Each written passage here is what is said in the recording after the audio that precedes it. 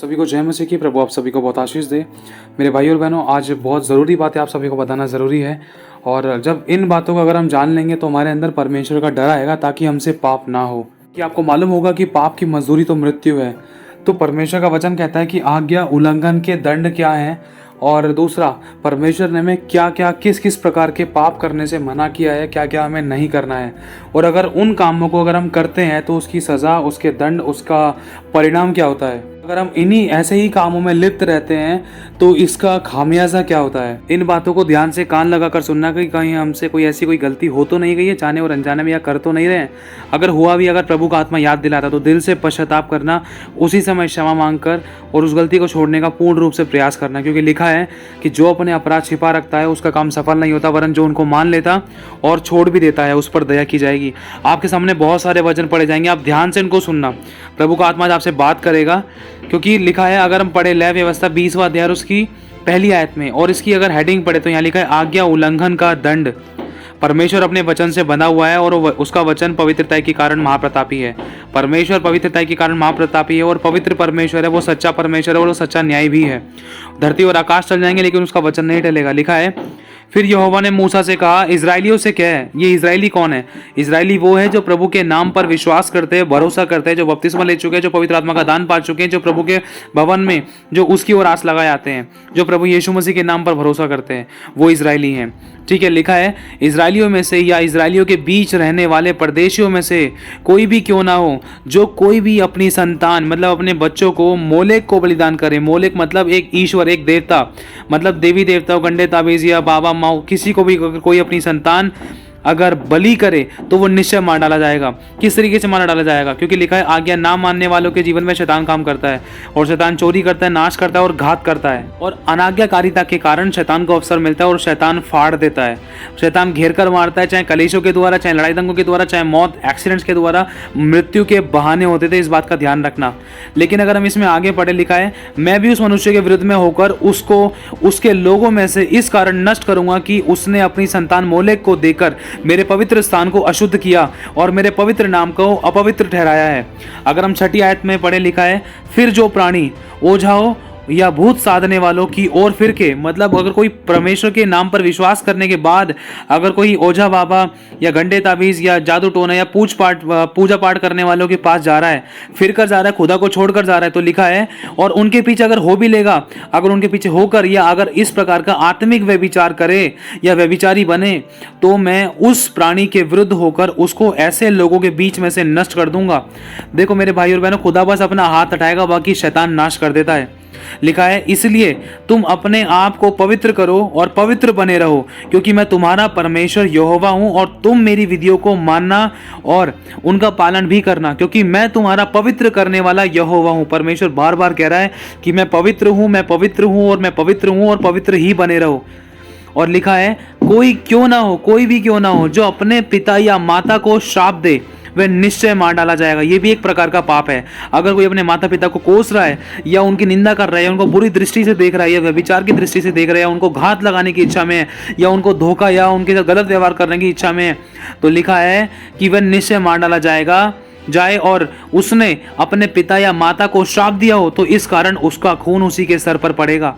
मतलब पाप की मजदूरी मृत्यु है। 14वीं आयत में पढ़े, लिखा है, यदि कोई अपनी पत्नी और अपनी सास दोनों को अपने पास रखे, मतलब अगर उनके साथ संभोग करे या उनके साथ सोए, तो ये महापाप है। इसीलिए वह पुरुष और वे स्त्री तीनों मतलब मेरे भाई और बहनों, खुदावन इस पाप के खासकर विरुद्ध में है। कौन सा ये है? ये वो पाप है जिसके कारण परमेश्वर ने सदोम और अमोरा को नाश कर दिया था आग और गंधक के द्वारा। क्योंकि परमेश्वर ने उनको मौका दिया और उन्होंने मन नहीं फिराया था, और परमेश्वर का न्याय उन पर प्रकट हुआ। और उस बात को आज तक हम जानते हैं, और वो इतिहास रच चुकी है ये वाली बात कि वो नगर आज तक नहीं बसा है। उस देश को परमेश्वर ने नाश कर दिया था, वो आज तक नहीं बसा है, और जो उसको बसाएगा उसके बारे में भी बड़ी खतरनाक चेतावनी लिखी है।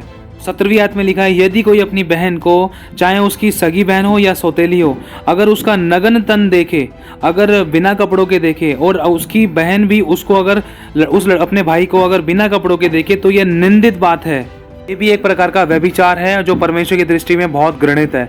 और लिखा है अपनी मौसी या फूफी का तन ना उघाड़ना, क्योंकि जो उसे उघाड़े वह अपनी निकट कुटुंबिनी को नंगा करता है, इसलिए उन दोनों को अपने अधर्म का भार उठाना पड़ेगा। ये भी बहुत खतरनाक बात है, बड़ी भयानक बात है।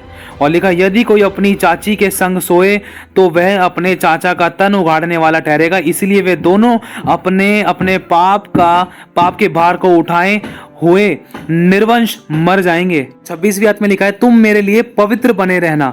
मतलब बार बार परमेश्वर हमें यही चेतावनी दे रहा, भाई पवित्र बने रहना। अगर तुमने गलती की तो मैं पवित्रता के कारण महाप्रतापी और मैं सच्चा न्यायी हूँ। मैं झूठ को आगे नहीं बढ़ा सकता, मैं सच्चा न्याय करूंगा, चाहे मेरा बेटा है, चाहे अभिषिक्त है, चाहे दास है, चाहे पास्टर के बच्चे हैं, चाहे कोई विश्वासी, चाहे कोई इजरायली, चाहे कोई अन्य जाति है। तो प्रभु साफ कह रहा है तुम मेरे लिए पवित्र बने रहना, क्योंकि मैं यहोवा स्वयं पवित्र हूँ और मैंने तुमको और देशों के लोगों से इसलिए अलग किया है कि तुम निरंतर मेरे ही बने रहो। लय व्यवस्था 18वां अध्याय उसकी 4थी आयत में लिखा है मेरे ही नियमों को मानना और मेरी ही विधियों को मानते हुए उन पर चलना। मैं तुम्हारा परमेश्वर यहोवा हूँ, इसलिए तुम मेरे नियमों और मेरी विधियों को निरंतर मानना। जो मनुष्य उनको माने वह उनके कारण जीवित रहेगा। मैं यहोवा हूँ। मतलब यहाँ पर कुछ ऐसे पापों के बारे में परमेश्वर बता रहा है। देखो लिखा है 6ठी आयत में 18 में लय व्यवस्था के, तुम में से कोई अपनी किसी निकट कुटुंबिनी का तन उगाड़ने को उसके पास ना जाए। मतलब व्यभिचार करने के लिए कोई भी लड़का, कोई भी लड़की किसी लड़के के पास, किसी पराये शरीर के पास ना जाए। लिखा है मैं यहोवा हूँ।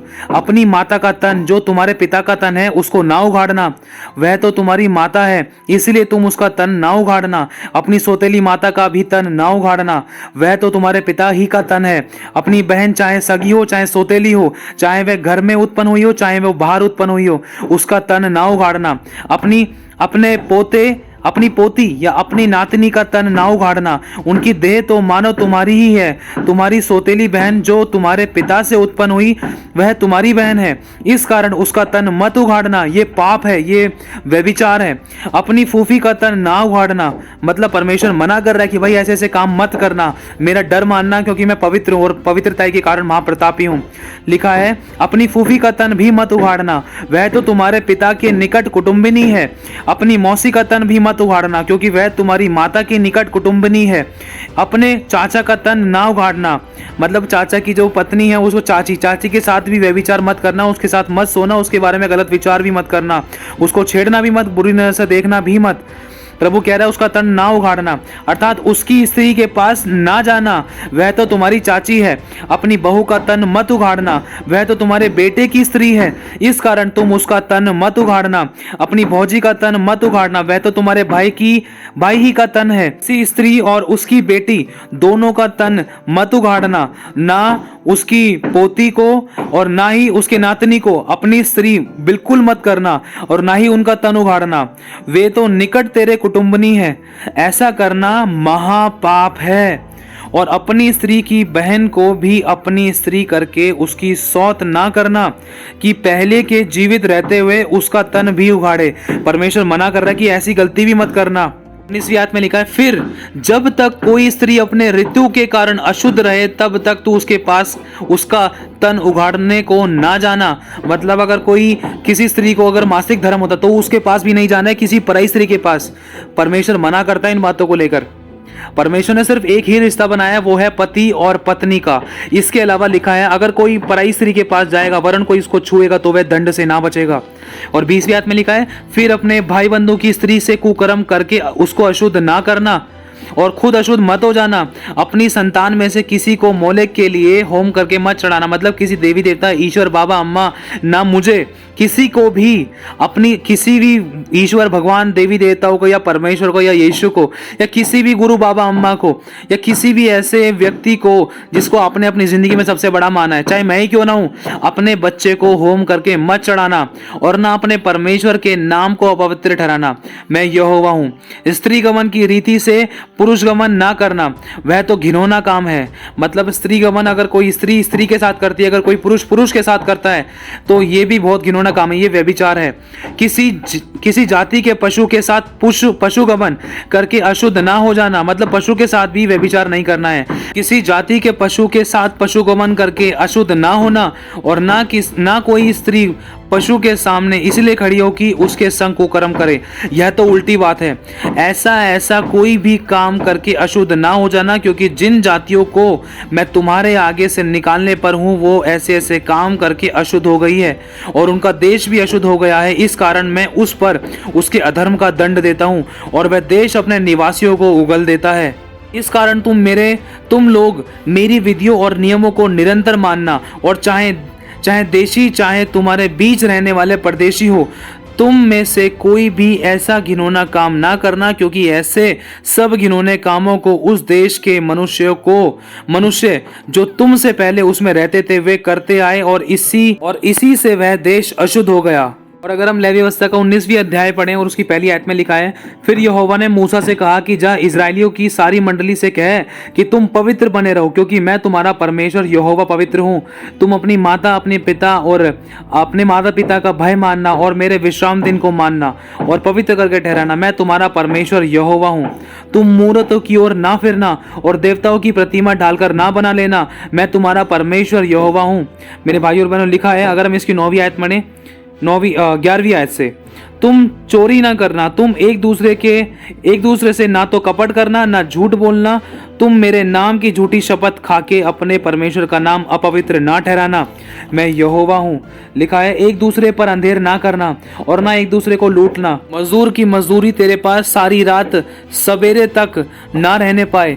बहरे को श्राप मत देना और ना तो अंधे के आगे ठोकर रखना, मतलब अंधे को मार्ग से मत भटकाना। अंधे के साथ ऐसा व्यवहार मत करना कि जिससे कि तू दोषी ठहरे, और अपने परमेश्वर का भय मानना। लिखा है, न्याय में कुटिलता ना करना। न्याय मतलब जो सच्ची बात है सच को सच बोलना और झूठ को झूठ बोलना, इसे कहते हैं सच्चा न्याय। और ना तो कंगाल का पक्ष करना और ना बड़े मनुष्य का मुंह देखकर विचार करना। मतलब ऐसा होता है ना, अगर कोई कंगाल है तो उसके फेवर में नहीं बोले, अगर वो सही भी है तब भी फेवर में नहीं बोले, लेकिन अगर कोई धनी है तो उसके फेवर में बोल गए। तो प्रभु कह रहा है ऐसा काम मत करना, सच्चा न्याय करना, धर्म से न्याय करना। और लिखा है यहाँ पर, लुतरा बन के अपने लोगों में ना फिरना और एक दूसरे का लहू बहाने की युक्ति ना बांधना। मैं यहोवा हूँ। परमेश्वर कह रहा है, अपने मन में एक दूसरे के प्रति बैर ना रखना, अपने पड़ोसी को अवश्य डांटना, नहीं तो उसके पाप का भार तुझको उठाना पड़ेगा। मतलब अगर मेरा भाई, अगर मेरा कोई रिलेटिव या रिलेशन, मेरा जानने वाला, अगर कोई भी ऐसा व्यक्ति जो परमेश्वर के वचन को जानता है, जानने के बाद परमेश्वर के वचन के विरुद्ध में पाप कर रहा है, तो मुझे उसको डांटना और उसको चेतावनी देना जरूरी है। और अगर हम पढ़ें व्यवस्था विवरण 27वां अध्याय और उसकी 11वीं आयत से, इसकी हेडिंग है अभिशाप वचन। ये वो काम है जो हमें बिल्कुल भी नहीं करने हैं। परमेश्वर ने पहले ही चेतावनी दे दी है। देखो, इन बातों से हमें परखना है अपने आप को। लिखा है, फिर उसी दिन मूसा ने प्रजा के लोगों को यह आज्ञा दी, क्योंकि ये आज्ञा परमेश्वर ने मूसा को दी और मूसा ने ये आज्ञाएं अपने इजराइलियों को बताई, मतलब हम विश्वासियों को। लिखा, जब तुम यर्दन पार हो जाओ तब शिमोन लेवी, मतलब यहाँ परमेश्वर का आत्मा उन इजराइलियों से कह रहा है, एक छोटी से छोटी बात तो वो गहराई से बता रहा है। जब तुम यहाँ से वहाँ जाते हो तो इन बातों की चेतावनी को एक दूसरे को चेताते रहना, सावधान रहना और खुद भी सावधानी बरतना। 15वीं आयत से लिखा है कि तब लेवीय लोग सब इजरायली पुरुषों से पुकार कर कहें, शापित हो वह मनुष्य जो कोई मूर्ति की कारीगरी से खुदवा कर या ढलवा कर निराले स्थान में स्थापना करे, और क्योंकि इससे यहोवा घृणा करता है। क्योंकि हमारा परमेश्वर जीवित है। तब सब लोग कहें हाँ आमीन। शापित हो वह जो अपने पिता या माता को तुच्छ जाने। तब सब लोग कहें आमीन। शापित हो वह जो किसी दूसरे की सीमा को हटाए। तब सब लोग कहें आमीन। शापित हो वह जो अंधे को मार्ग से भटका दे। तब सब लोग कहें आमीन। शापित हो वह जो परदेशी, अनाथ या विधवा का न्याय बिगाड़े। तब सब लोग कहें आमीन। शापित हो वह जो अपनी सौतेली माता के साथ कुकर्म करे, क्योंकि वह अपने पिता को ओढ़ना उघाड़ता है। तब सब लोग कहें आमीन। शापित है वह जो किसी प्रकार के पशु के साथ कुकर्म करे। तब सब लोग कहें आमीन। शापित हो वह जो अपनी बहन, चाहे सगी हो चाहे सौतेली हो चाहे कोई भी हो, यदि उसके साथ कुकर्म करे। तो लिखा है सब लोग कहें आमीन। शापित हो वह जो अपनी सास के साथ कुकर्म करे। तब सब लोग कहें आमीन। शापित हो वह जो किसी को छिपकर मारे। तब सब लोग कहें आमीन। मतलब किसी के पीछे छिपकर किसी को घात नहीं करना है, किसी का नुकसान नहीं करना है, किसी की जान नहीं लेनी है। शापित हो वह जो निर्दोष जन के मार डालने के लिए धन ले दे। इसमें मतलब निर्दोष कौन? एक नया जन्माया बच्चा और दूसरा माँ के घर में पल रहा हो बच्चा, वो निर्दोष है।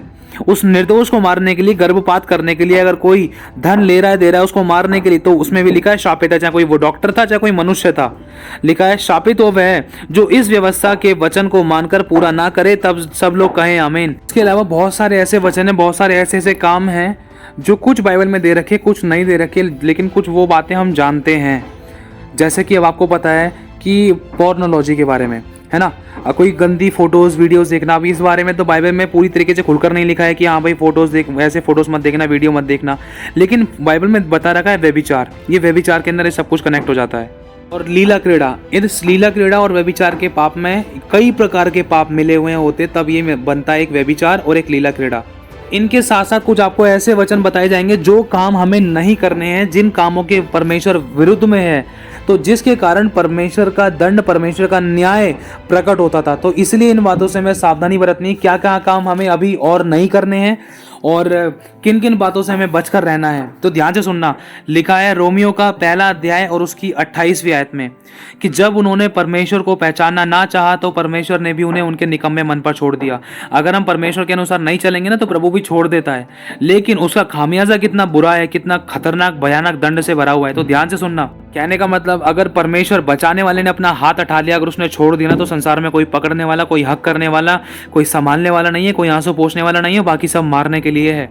इसलिए इन बातों की हमें सावधानी बरतना जरूरी है, क्योंकि लिखा है जब उन्होंने परमेश्वर की आज्ञा को ना मानी, उनको पहचानना ना चाहा, तो परमेश्वर ने भी उनको उनके निकम्मे मन पर छोड़ दिया। कोई बात नहीं, तुम्हें मैंने सारी आज्ञाएं बताई, विधियां बताई, तुमने मेरे वचन को निकम्मा जाना, हल्के में लिया, तुमने ठट्टों में उड़ाया, तुमने अपनी बात को आगे रखा, तुम अपने कामों में पापों में लिप्त रहे, तूने मेरी आज्ञा का पालन नहीं किया।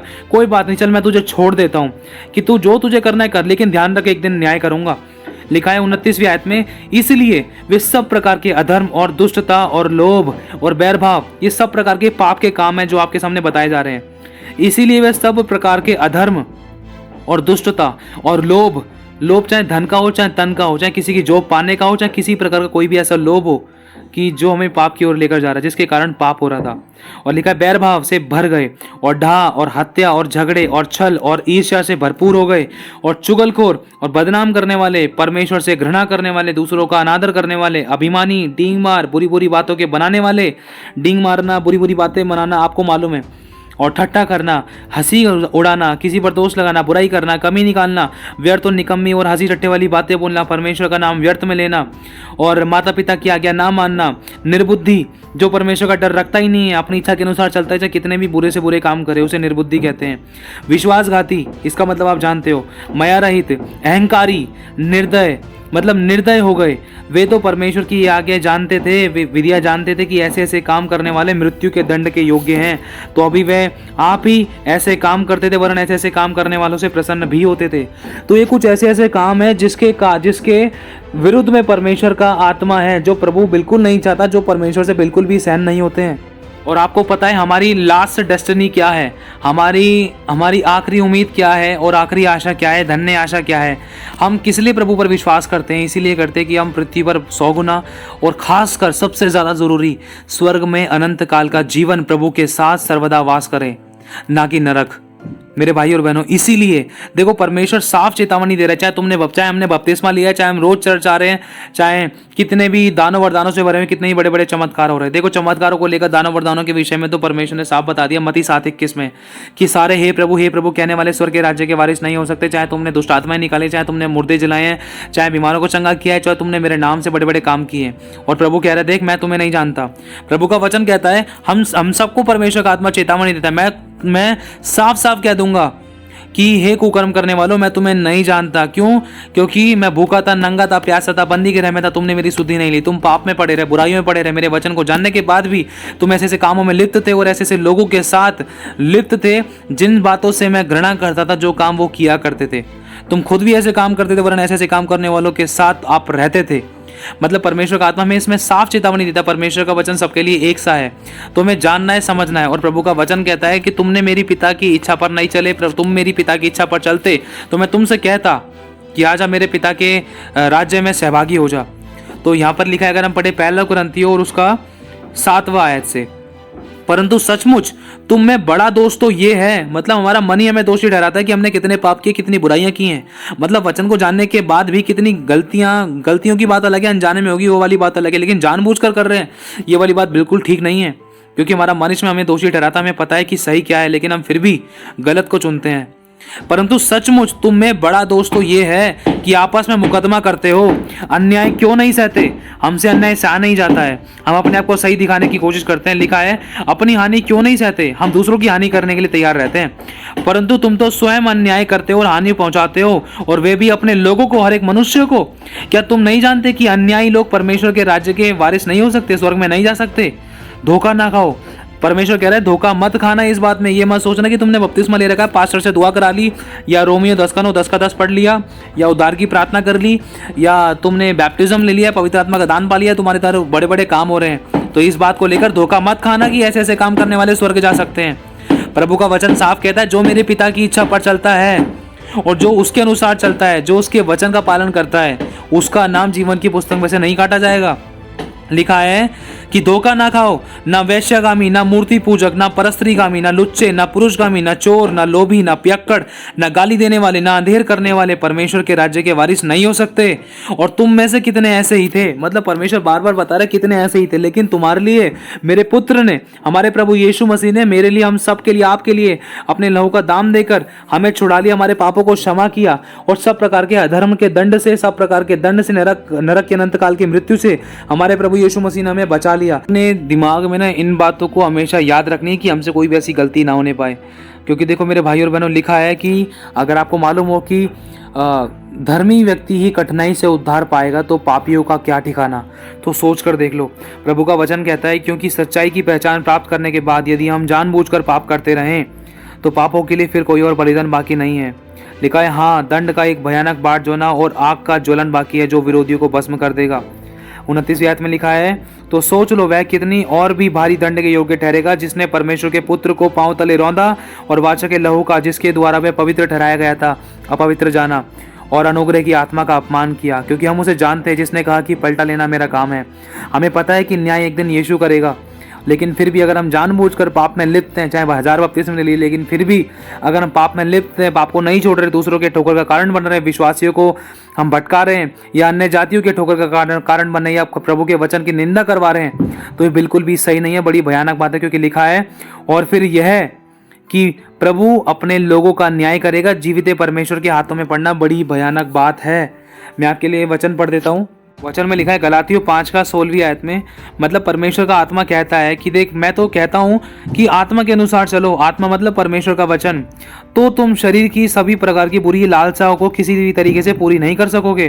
क्योंकि शरीर तो आत्मा के मतलब परमेश्वर के वचन के विरुद्ध में काम करता है। शरीर कहता है व्यभिचार कर, शरीर कहता है कि गलत और गंदे काम कर, लेकिन परमेश्वर का वचन इसके विरुद्ध में, परमेश्वर का वचन नहीं कहता। तो इसीलिए शरीर आत्मा के विरोध में काम करता है और आत्मा शरीर के विरोध में लालसा करती है, और ये एक दूसरे के विरोधी हैं। इसीलिए कि जो तुम कुछ करना चाहते हो ना, बुरा या किसी प्रकार का गलत, या कुछ भला भी करना चाहते हो, तो वह ना करने पाओ। वचन में साफ लिखा है, परमेश्वर का आत्मा इसमें बता रहा है, अगर तुम आत्मा के मतलब परमेश्वर के वचन के अनुसार चलोगे तो शरीर तुम्हें नहीं रोक सकेगा। अगर रोकने की भी कोशिश करता है तो वो जयवंत नहीं हो सकता। क्यों? क्योंकि परमेश्वर के वचन ने हमें जयवंत से बढ़कर बनाया है। लेकिन अगर हम शरीर की लालसा को पूरा करेंगे तो आत्मा के चलाए नहीं चल सकते, मतलब वचन के अनुसार नहीं चल सकते। तो लिखा है और यदि तुम आत्मा के चलाए चलते हो तो किसी व्यवस्था के अधीन नहीं रहे, क्योंकि शरीर के काम तो प्रकट हैं, अर्थात व्यभिचार, गंदे काम, लुचपन, मूर्ति पूजा, टोना, बैर, झगड़ा, ईर्ष्या, क्रोध, विरोध, फूट, विधर्म। आज अगर हम मन में अपने किसी के विचार, किसी के प्रति गलत विचार सोच भी लिया तो हमने पाप कर दिया। लिखा है मूर्खता का विचार भी पाप है। और यह भी लिखा है कि जैसा तू अपने मन में सोचे वैसा तू है, वैसी तू है। अब सोचो हम कितने फिल्मी गाने, दुनियावी गाने, स्टेटस वगैरह लगा लोगों के कैसा अपने आप को शौक दिखाते हैं कि 4 लोग मेरे बदन को देखें, 4 लोग मेरी हंसी ठट्टा करें, या 4 लोगों के साथ मैं हंसी ठट्टा करूं, या हम दूसरों के साथ ऐसे एंजॉयमेंट करें जो पाप में लिप्त है। तो ये ठोकर का कारण बनने वाली बात है। ये सारे शरीर के काम है। और ऐसे ऐसे काम करने वालों के विषय में क्या लिखा है कि गंदे काम, लुचपन, मूर्ति पूजा, टोना, बैर, झगड़ा, ईर्ष्या, क्रोध, विरोध, फूट, विधर्म, ढिठाई दिखाते हैं। बार बार समझाए जाने पर भी जो हट करता है ना, जो ढिठाई दिखाता है वो अचानक नष्ट हो जाएगा, उसका कोई भी उपाय काम ना आएगा। लिखा है मतवालापन। अगर हम नशे में धुतते हैं, किसी प्रकार का गेम खेलने का नशा, टीवी का नशा, या बीवी का नशा, कहने का मतलब कि भाई एक शादी हो गई, दूसरी शादी, कहने का मतलब भाई एक गर्लफ्रेंड, दो गर्लफ्रेंड, तीन तीन गर्लफ्रेंड, मतलब शरीर की अभिलाषा को पूरा करने का एक नशा है, मतवालापन है। तो वो भी एक, उसे कहते हैं मतवालापन।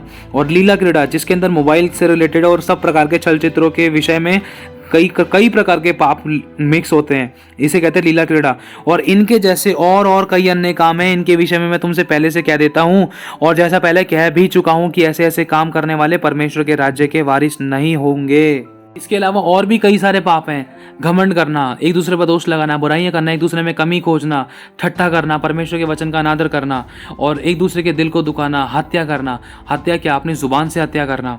लिखा है यदि तू अपने भाई से प्रेम ना करे तो तू हत्यारा है। तो कई प्रकार की हत्याएं होती हैं, और भी कई प्रकार के पाप है जो आज आप और मैं जानते हैं। घूसखोरी करना, या किसी को मतलब फायदे के लिए पिटवा देना, किसी का नुकसान कराना, किसी से बदला लेना, किसी के प्रति अपने मन में जलन रखना, या ढा करना, ढिठाई दिखाना, या मतवालापन रखना। इसके साथ साथ कुछ और वचन पढ़ देना चाहता हूँ हम सभी के लिए, क्योंकि परमेश्वर अंत के दिनों में हमसे एक ही मांग करता है, और उसने हमें एक ये संदेश दिया है कि मन फिरा।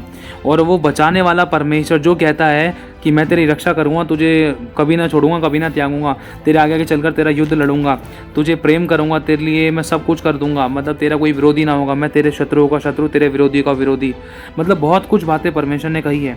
सोचो, वो परमेश्वर जो हमारे फेवर में है तो हमारा विरोधी कौन हो सकता है? लेकिन अगर वही बचाने वाला ही परमेश्वर अगर विरोधी बन जाए तो क्या हो सकता है? ये तो बड़ी भयानक बात है। खुदा कभी किसी के साथ ऐसा ना हो। लेकिन खुदावन प्रकाशित वाक्य के द्वारा कलीसियाओं के विरुद्ध में जो बहुत नामी के नामी हैं, कलीसियाओं के विरुद्ध में, कलीसिया के लोगों के, विश्वासियों के विरुद्ध में कह रहा है, चाहे वो किसी भी चर्च के हैं, चाहे छोटे से छोटे चर्च के हैं, चाहे 4 लोगों की संगति के हैं, चाहे 4 लाख लोगों की संगति के हैं। खुदावन चेतावनी दे रहा है किनको? कलीसियाओं को। क्यों? क्योंकि खुदावन ने जब जांचा परखा तो उनके अंदर कुछ ना कुछ दोष पाया, कुछ कमियां पाई, कुछ करेक्शन की जरूरत है। और ये करेक्शन की जरूरत इसीलिए, अगर करेक्ट नहीं हुए, अगर खुदावन आ गया तो उसके बाद होगा क्या, इतना बस आप जानते हो। क्योंकि मेरे भाई और बहनों, अंत निकट है, इसीलिए हम सबको तैयार होना ज़रूरी है कि कोई भी नीचे छूटने ना पाए। उसके बाद बड़ा भारी कलेश के विषय में बताती है हमें पवित्र बाइबल।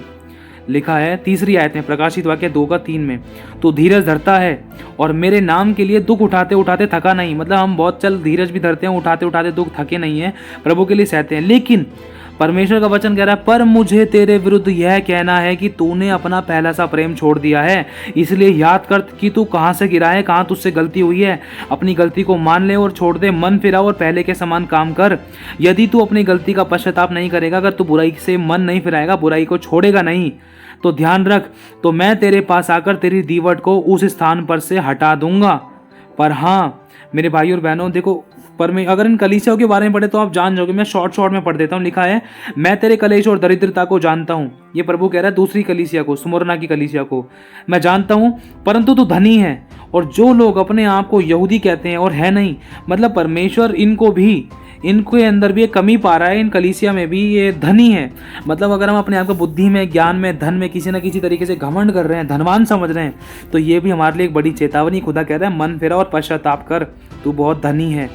और अगर हम 3री कलीसिया के बारे में पढ़े, पिरगमुन की कलीसिया, उसमें मूर्ति पूजा के विषय में था। परमेश्वर विरुद्ध में क्यों कहना चाहता है? परमेश्वर बार बार कहता है, देख मन फिरा नहीं तो मैं तेरे पास शीघ्र आकर अपने मुंह की तलवार से उनके साथ लड़ूंगा। प्रभु कह रहा है, जिसके कान हो वह सुन ले कि आत्मा कलीसियाओं से क्या कहता है। मेरे भाई और बहनों, अगर हम इसकी एक और कलीसिया पढ़ें, 4थी कलीसिया के बारे में, जिसका नाम है थुआतीरा की कलीसिया, जिसमें परमेश्वर का वचन बता रहा है व्यभिचार को लेकर कह रहा है प्रभु की। अगर 20वीं आयत पढ़ें, लिखा है, पर मुझे तेरे विरुद्ध में यह कहना है कि तू उस स्त्री इजाबेल को रहने देता है। मतलब व्यभिचार के कामों के साथ हम जुड़े हुए हैं। प्रभु एक तरफ प्रभु के साथ, एक तरफ प्रभुभोज ले रहे हैं, एक तरफ बैप्टिज्म ले रहे हैं, एक तरफ चर्च जा रहे हैं, दूसरी तरफ व्यभिचार में लिप्त हैं, बुराई में लिप्त हैं, सब प्रकार के मतवालेपन में लिप्त हैं, नशे पत्ते में, टीवी के अंदर, व्यभिचार के अंदर किसी न किसी तरीके से, चाहे अकेले करते हो, चाहे फोन में, चाहे टीवी में, चाहे सीरियल्स में, चाहे गर्लफ्रेंड के साथ, चाहे बॉयफ्रेंड के साथ, वट एवर, एनीथिंग, एनीबॉडी, किसी भी तरीके से व्यभिचार होता है। मेरे भाई और बहनों, तो प्रभु कहता है, देख मुझे तेरे विरुद्ध में यह कहना है। अगर हम इसकी 5वीं कलीसिया के बारे में पढ़ें, सरदिस की कलीसिया, तो इसमें भी मेरे भाई और बहनों प्रभु का वचन कहता है, देख तू जीवित तो कहलाता है, तू सोचता है कि तू जीवित है, लेकिन तू मरा हुआ है। इसलिए प्रभु कह रहा है, जागृत हो, अपनी आत्मा को जागृत कर इसलिए स्मरण कर कि तूने कैसी शिक्षा पाई है, किस प्रकार की बुरी शिक्षा में तू लिप्त था। अपने आप को करेक्ट कर, जांच और मेरे वचन से अपने आप को परख ले और मन फिरा। यदि तू जागृत ना रहेगा तो मैं चोर के समान आ जाऊंगा और ये तू कदापि ना जान सकेगा कि मैं किस घड़ी तुझ पर आ पड़ूंगा। मेरे भाई और बहनों, खुदावन चेतावनी दे रहा है। और छठी कलीसिया में भी प्रभु ने बोला है कि देख, फिलदेल्फिया की कलीसिया, मतलब प्रभु का वचन कहता है तूने मेरे धीरज के वचन को थामा है। मतलब परमेश्वर बोलता है, एक अच्छी बातें भी बोल रहा है और दूसरा परमेश्वर करेक्ट भी कर रहा है कि हाँ देख, तूने मेरे धीरज के वचन को थामा है, इसलिए मैं तुझे भी परीक्षा के उस समय तक बचाए रखूंगा जो पृथ्वी पर रहने वालों के परखने के लिए संसार पर आने वाला है। मैं शीघ्र ही आने वाला हूं। जो तेरे पास है उसे थामे रख, अपने उद्धार के काम को, उद्धार के मुकुट को थामे रख, जीवन के मुकुट को थामे रख, तेरा मुकुट कोई छीन ना ले। इसीलिए मेरे भाई और बहनों, लिखा है 7वीं कलीसिया के अगर बारे में पढ़े हम, लौदीकिया की कलीसिया, लिखा है प्रभु कह रहा है, देख मैं तेरे कामों को तो जानता हूं कि तू ना तो ठंडा है और ना गर्म है। भला होता कि तू ठंडा होता या गर्म होता, इसलिए कि तू गुनगुना है, ना ठंडा है ना गर्म है। मतलब ना तो हम प्रभु में अच्छे से आ रहे हैं, ना तो हम प्रभु को अच्छे से छोड़ रहे थे। अगर हम छोड़ रहे थे ना तो ये तो भयानक बात है ही, पहली बात। दूसरा, अगर हम आ रहे हैं तो ना तो हम अच्छे से आ रहे, हम ठंडे गुनगुने, कभी चर्च में आते हैं, कभी नहीं आते, कभी प्रभु प्रभु करते हैं, कभी दूसरे ईश्वरों के नाम लेते हैं, या कभी अपने यार दोस्तों में इतना लिप्त हो जाते हैं, रोटी कपड़ा मकान नौकरी बिजनेस में इतना लिप्त हो जाते हैं कि खुदा को ही छोड़ देते हैं। ठंडा गुनगुनापन दिखा रहे हैं, ईद के चांद की तरह दिखाई देते हैं। फसली मसीह है, बिल्कुल फसली मसीह, जैसे फसल आती है ना महीने महीने, तभी दिखाई देते हैं ईद के चांद की तरह। ईस्टर पर आ गए, 25 दिसंबर पर आ गए और गुड फ्राइडे को आ गए, मतलब इसी तरीके से हम दिखाई देते। तो प्रभु कह रहा है, इसी तरीके से दिखाई देते ना, तो प्रभु कह रहा है कि देख, तू ना ठंडा है ना गर्म है, इसीलिए कि तू गुनगुना है, और ना ठंडा और ना गर्म। मैं तुझे अपने मुंह से उगलने पर हूं। जब कोई उल्टी करता है ना, उल्टी को वापस निगला नहीं जाता, ध्यान रखना। तू कहता है कि मैं धनी हूं और धनवान हो गया हूं। हम अब हर बात में अपने आप को बुद्धि ज्ञान समझ में या किसी भी तरीके से धन में, तन में या मन में किसी प्रकार का कोई भी लोभ या धन या घमंड रहता है ना, तो प्रभु कह रहा है, देख तू क्या सोच रहा है, तुझे लोग नहीं जानते, चाहे भले ही लोग ना जानते हो, लेकिन मैं तो तुझे जानता हूं। देख, तू तो कहता है अपने मन में कि तू धनी है और धनवान हो गया है और मुझे किसी वस्तु की कोई घटी नहीं, और ये नहीं जानता है कि तू मेरी दृष्टि में कैसा है। तू अभागा है, तुच्छ है, कंगाल है, अंधा है, नंगा है। इसीलिए मैं तुझे सम्मति देता हूं कि आग में ताया हुआ सोना मुझसे मोल ले कि तू धनी हो जाए। मतलब प्रभु कह रहा है, अपने आप को सोने की नाई, खरे सोने की नाई खरा बना, मेरे वचन से अपने आप को करेक्ट कर। मेरे भाई और बहनों, परमेश्वर का वचन कहता है, लिखा है कि देख, इसलिए सरगर्म हो और मन फिरा। देख, मैं द्वार पर खड़ा हुआ खटखटाता हूँ। यदि कोई मेरा शब्द सुनकर द्वार खोलेगा तो मैं उसके पास आकर भीतर उसके साथ भोजन करूंगा और वह मेरे साथ। तो मेरे भाई और बहनों, अगर आप जानना चाहो, अगर आप प्रकाशित वाक्य में देखना चाहो, अगर आप पढ़ना चाहो इसमें 16 का 11वीं आयत में, प्रकाशित वाक्य 16वां अध्याय 11वीं आयत में, और अपनी पीड़ाओं और फोड़ों के कारण स्वर्ग के परमेश्वर की निंदा की पर अपने अपने कामों से मन नहीं फिराया। मतलब ये वो लोग थे जो बहुत खतरनाक सताव में थे, और जिन लोगों ने अपने पापों से तौबा नहीं किया, अपने पाप में लिप्त रहे, खुदा को जानने के बाद भी खुदा को छोड़ दिया, गंडे ताबीज, मूर्ति पूजा, टोना, बैरभाव, झगड़ा, सब प्रकार की बुराइयों से भर गए, लिप्त हो गए और खुदा को छोड़कर अपनी उन अभिलाषाओं में जीते रहे। लेकिन जब परमेश्वर का न्याय आया, जब परमेश्वर ने कटोरा उठेला, तो उसी समय इनके ऊपर इतनी खतरनाक दुख और विपत्तियां और परेशानियां आई, क्योंकि लिखा है 5वें सरदूत ने अपना कटोरा उस पशु के सिंहासन पर उड़ेल दिया और उसके राज्य पर अंधेरा छा गया। लोग पीड़ा के मारे अपनी अपनी जीभ चबाने लगे और अपनी पीड़ाओं और फोड़ों के कारण स्वर्ग के परमेश्वर की निंदा करी, पर अपने अपने कामों से मन नहीं फिराया।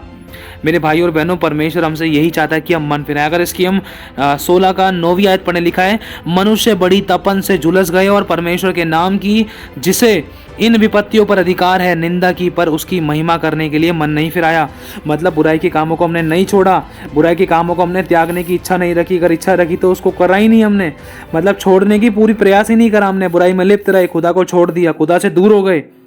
अगर इन चीज़ों के बारे में अगर हम लिप्त रहते तो ये बिल्कुल भयानक बात थी। खुदा हमें चेतावनी देता है, हमें सावधान करता है कि मेरे बच्चे मन फिरा इन सब प्रकार के पापों से जो तुझे शुरू से लेकर अंत तक बताए गए हैं, सब प्रकार के कामों से जो मेरी दृष्टि में घृणित हैं, जो मेरी दृष्टि में बुरे हैं, जो मेरी दृष्टि में दंड के योग्य हैं, तू उनको छोड़ दे, उनसे दूर हो जा, मन फिरा और पश्चाताप कर मेरे पास आ। मैं तुझे अपने लहू से धोकर पवित्र, पाक और शुद्ध और साफ कर दूंगा। मैं तुझ में अपनी महिमा प्रकट करूंगा। अगर हम पढ़ें प्रकाशित वाक्य 20वां अध्याय और उसकी 14वीं आयत में या 13वीं आयत से, समुद्र ने उन मरे हुओं को जो उसमें थे दे दिया, और मृत्यु और अधोलोक ने उन मरे हुओं को जो उसमें थे दे दिया, और उनमें से हर एक के कामों के अनुसार उनका न्याय किया गया, और मृत्यु और अधोलोक आग की झील में डाले गए। ये आग की झील दूसरी मृत्यु है। एक बात बताऊं, ये आग की झील, ये नरक लोक, ये कौन सी जगह है? ये नरक कौन सी जगह है? अथाह गढ़ा, जहाँ का कीड़ा कभी नहीं मरता, जिसकी आग कभी नहीं बुझती। ये सच्चाई है। और जिस किसी का नाम जीवन की पुस्तक में लिखा हुआ ना मिला, वह आग की झील में डाला गया। मेरे भाई और बहनों, खुदा में चेतावनी देता है। लिखा है प्रकाशित वाक्य 21वां अध्याय 8वीं आयत में, परंतु डरपोकों और अविश्वासियों और घिनौनों और हत्यारों और व्यभिचारियों और टोनों और मूर्ति पूजकों और सब झूठों का भाग उस झील में मिलेगा जो आग और गंधक से जलती रहती है। यह दूसरी मृत्यु है। हमें इन बातों से सावधानी बरतनी है, क्योंकि यीशु मसीह बहुत जल्द आने वाला है। वो चाहता है कि हम पश्चाताप करें, बुराई से बैर करें, सच्चाई, खराई, पवित्रताई का जीवन जिएं। हम में से कोई भी परफेक्ट नहीं है। हाँ, मैं भी परफेक्ट नहीं हूँ, लेकिन हमें गिरते पड़ते बस प्रभु के पल्लू को पकड़ कर रखना है, उसमें बने रहना है, अपने आप को पवित्रताई में चलाना है। क्योंकि परमेश्वर बार बार कहता है कि मैं यहोवा हूँ, मैं यहोवा हूँ, मैं पवित्र हूँ, मैं पवित्र हूँ, मैं पवित्र हूँ, तू पवित्र बन। हम में से कोई परफेक्ट नहीं है, लेकिन हमें पाप में लिप्त नहीं होना है, पाप के संग हाथ नहीं मिलाना है। चाहे कितना भी नुकसान हो रहा था, चाहे कितना भी बुरा मान रहा था, चाहे कितना भी घटी थी, चाहे कितना भी दुख सहना पड़ रहा था, सत्य के साथ हमेशा हमें बनकर रहना है, साथ साथ चलना है प्रभु के वचन के अनुसार, और हमें हमेशा उसके अनुसार होकर प्रभु को पहला स्थान देना है, ताकि शैतान को अवसर ना मिले। क्योंकि मेरे भाई और बहनों, बचाने वाला सिर्फ परमेश्वर ही है। तो हमें उसको प्रसन्न करने के लिए उसकी आज्ञा का पालन करना है। अब तक मनुष्य और संसार को प्रसन्न किया, अब तक क्या मिला? दुख, समस्या, तकलीफें, परेशानियां, आंसू, घटियां और 4 बातें सुनने के लिए और मिलती थी। लेकिन जिस खुदा को आज हम प्रसन्न करेंगे, उसको प्रसन्न करेंगे, उसकी बात को मानकर, अपनी गलतियों को मानकर उसके सामने छोड़ देंगे, तो वो हम पर दया करेगा। हमें से कोई भी परफेक्ट नहीं है, हमसे गिरते थे लोग। अब लिखा है धर्मी चाहे 7 बार गिरे तब भी वह उठ खड़ा होगा, क्योंकि यहोवा उसे संभालता है। हम गिर गए लेकिन पड़े नहीं रहे, खुदा ने हमें उठा लिया। वो चाहता है कि हम बदलें, और प्रभु हमसे यही इच्छा रखता है कि हम मन फिराएं और पश्चाताप करें, उसके पास लौट आएं। अगर आपके पास 2 मिनट का समय है ना, तो प्लीज़ अपने लिए प्रार्थना करना कि प्रभु, मेरे सभी प्रकार के उन किए गए गलती, पाप, गुनाह, अपराध जो मैंने जानबूझकर और अनजाने में किए, तेरे वचन को जानने के बाद तक, इस पल तक भी प्रभु मुझे क्षमा कर। यीशु, तेरे लहू से मुझे धो दे, और पवित्र आत्मा मेरी मदद और सहायता करो। जिस पाप को मैं नहीं छोड़ पा रहा था, जिन गलतियों को मैं बार बार कर रहा था, मेरी उन आदतों को छुड़ाने में मेरी मदद करो। पाप की गंदी आत्माओं पर मुझे जय दिलाओ, ताकि मैं पाप में लिप्त ना रहूं। पवित्र आत्मा की मदद मांगो। तो प्रभु आशीष दे आप सभी को। जय मसीह की।